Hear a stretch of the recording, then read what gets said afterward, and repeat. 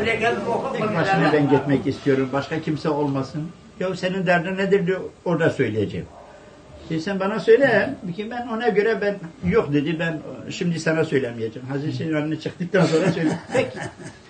Gittim mübarek müsaadetini kuran bir adam gelmiş böyle ağlıyor da bir sıkıntısı vardı. Bana da söylemedi. Getir. Götürdüm. Elini öptü. Yine ağlıyor. Ama nasıl ağlıyor adam? Nedir senin derdin diyorlar. 25 senedir, 30 senedir evliyim, ben zenginim, malım çok var. Fakat evladım yoktur. Bütün akrabalarım benim düşmandılar ki ben öleyim de benim malım onlara kalsın. Bir evlat istiyorum. Bize şöyle baktı.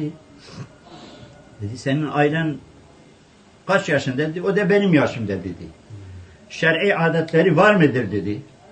Var dedi. Peki dedi. Sen namaz kılıyor musun dedi. Yok. Hiç kılmıyorsun, hiç kılmıyorum. Cuma'yı da kılmıyorsun, Cuma'yı da kılmadım dedi. Ya ömrü hayatına hiçbir namaz kılmadın dedi. Ömrü hayatına hiçbir namaz kılmadım bugüne kadar. Ne bayram, ne Cuma namazı, ne hiçbir namaz kılmamışım. Fatiha'yı biliyor musun? Biliyorum dedi. Namazın şartları onları da biliyorum. Peki bildiği halde hiçbir gün namaz kılmadı dedi. Hiçbir gün, doğru söylüyor. Hiçbir gün namaz kılmadı. Bugüne kadar hiçbir namaz kılmadı. Ailen dedi o da namaz kılmıyor.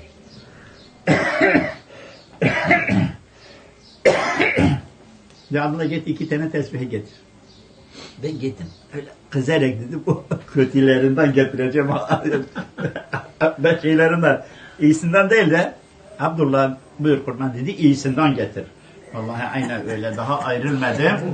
Ben niyetim vardı yani o kalitesiz olanlarından getirecektim. Öyle kızdım. Dedi iyisinden getir.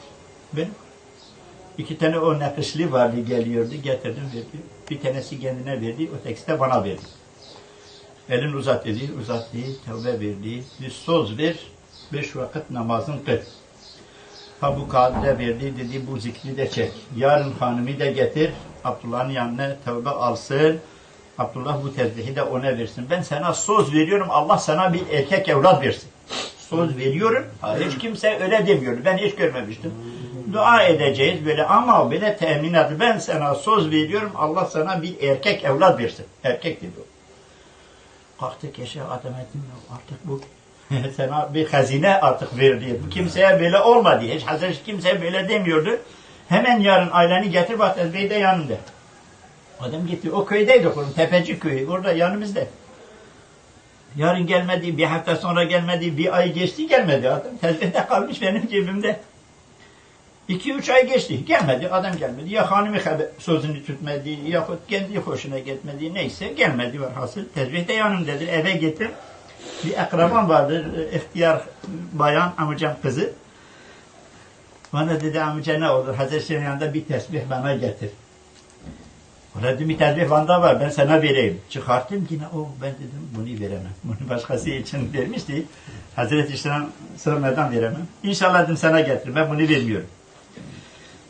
Döndüm geldim. Gittim elini öptüm. Tesbihi de çıkarttım. Kurban bu tesbihi. İşte hal mesele böyle. Bir bayan gelecek. Adam geldi. Hanımını getirecekti. Gelmedi. 3-4 ay geçti. Gelmedi. Tesbih de kaldı. Ben de senin bir ihtiyar akraban varsa kadın o ne? Allah.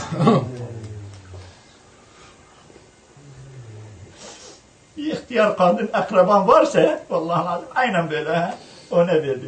Elhamdülillah. Elini öptüm.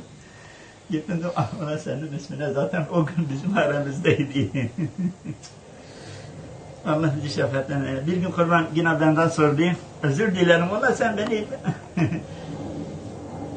dedi evin uzaktır uzak kurban. Ne kadar kalıyorsun yolda? 2 saat, 3 saat, bazen 4 saat yol kapalı olursa 4 saat kalıyorum. Kaç vasıta değiştiriyorsun? Bir gelene mi? Beli gidip gelir. 3 vasıta